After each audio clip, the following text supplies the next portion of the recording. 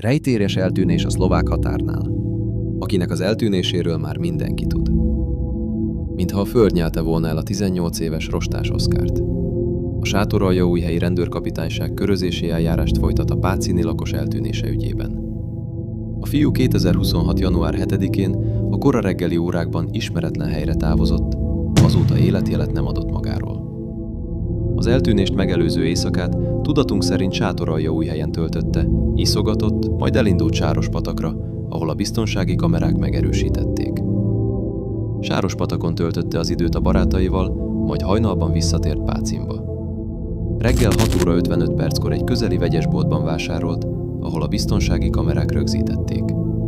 Ezután a főút irányába indult, ahol nyoma vezet. Felmerült, hogy a főúton autóba szállhatott.